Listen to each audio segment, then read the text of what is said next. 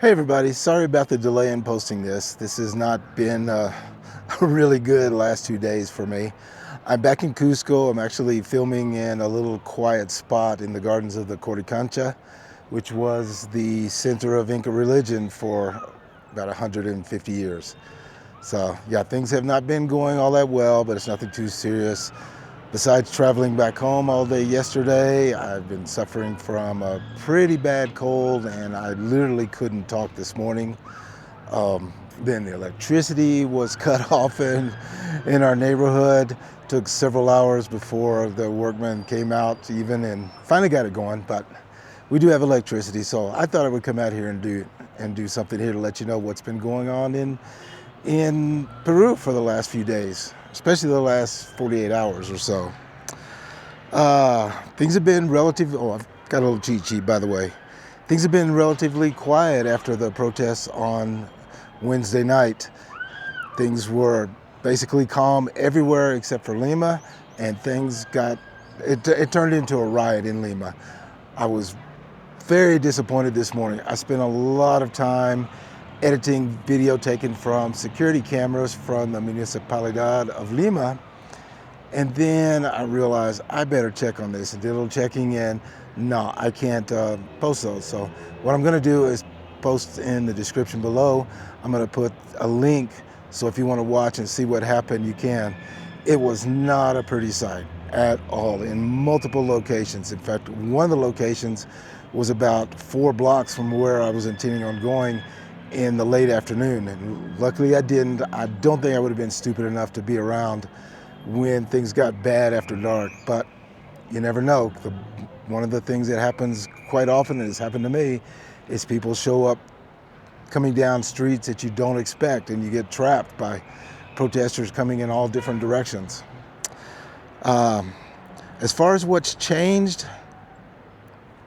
let's see. Today at noon, the transporters, the bus drivers and the colectivo or combi drivers is what they call them in Lima, the shared vans, they all went on, basically took 3 minutes off at noon and shut off their engines. Wherever they were, they turned off their engines at noon for 3 minutes in solidarity with the killing of I wouldn't say a young man, but a 32-year-old on Wednesday evening. And apparently there was another transport driver who was attacked.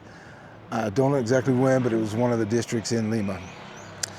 Last night, the Prime Minister announced that the Council of Ministers is preparing to enact a state of emergency in Lima.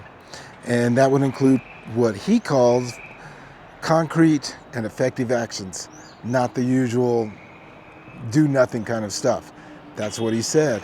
When I left home about an hour ago, and it's about 5 o'clock right now, there still was nothing announced yet. That's not unusual because they do need time to put something together. Hopefully they'll put something together that works or at least makes a difference, because right now the government is going through all kinds of fits. As I said, protests were held around the country on Wednesday evening, mostly in the evening and the nighttime, and there were no reports of no reports of violence or incidents in all the cities where they took place, especially in Cusco, where there was a very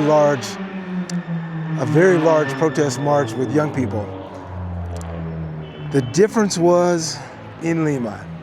In Lima, many thousands of people went out to march, and there were what we call delincuentes, delinquents who apparently joined up with the Generation Z, the very loosely organized group of young protesters, who, by the way, will be voting for the first time this coming year in April.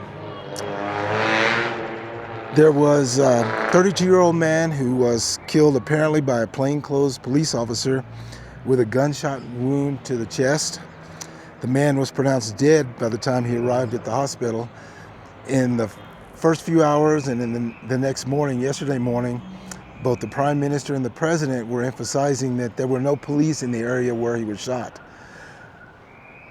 Late last night or this morning, the police finally admitted that he was shot by a police officer, a plainclothes police officer.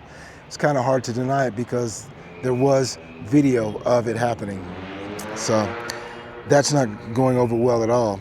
There were also reported 102 injuries, though there were conflicting numbers about how many were police and how many were protesters that were injured.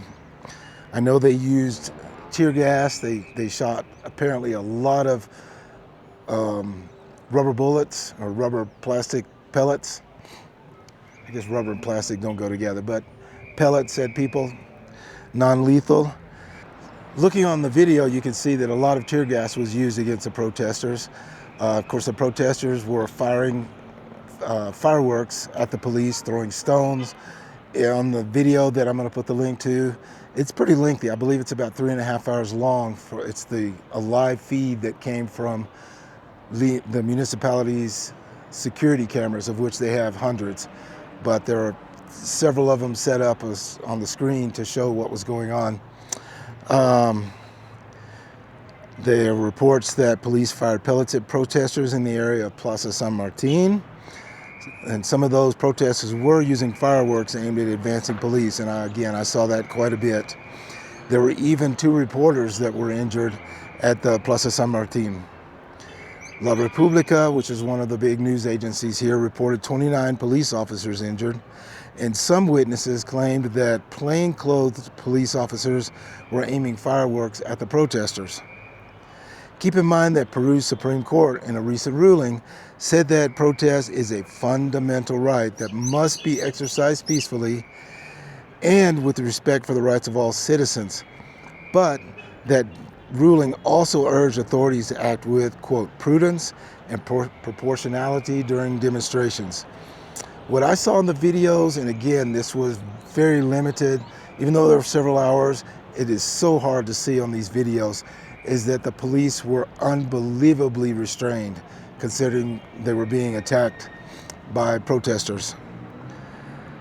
What's happening, in case you haven't kept up with that close, is protesters are condemning the current unelected administration of President Jose Herri, especially considering the president was accused of rape back in December of last year, though charges were eventually dropped because of lack of evidence.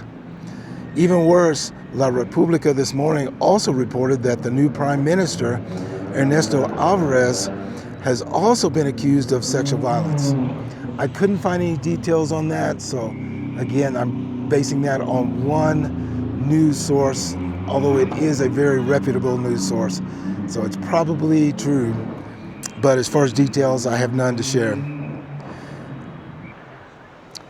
Okay, what's coming? Though nothing has been announced yet, it's a safe bet that there will be more protests coming, and probably coming soon. Hopefully those outside the capital will continue to be peaceful, but you can expect violence in Lima, as it happens every single time, unless the current administration does make significant progress and makes it quickly in the fight against crime and violence in Lima. Well, that's it. It's kind of short. I wish I had some B-roll. I really wish I had some video I could post to show you what was happening in Lima, but in the interest of not wanting to get my channel shut down for copyright restrictions, I'm going to avoid posting anything at all. In a few days, I'm going to be in Machu Picchu doing a report there on what's happening, and I'll be doing some filming up at Machu Picchu. I actually have 2 trips planned in one day. If you found this useful, please consider subscribing and hitting the like button. It makes a big difference. I'll be doing a lot more of this kind of news stuff because, as far as I know, there's almost nothing available by anyone who speaks English, and especially by anyone who keeps up with what's actually happening here. I know a lot of even the expats don't know what's going on for the most part. So I'll be doing more of this stuff, and I hope you'll come back and watch more videos. As I said, please consider subscribing. I really would like to get that subscriber count up. But if not, just come back and watch. That's fine with me. So thanks again, and I'll see you in the next one.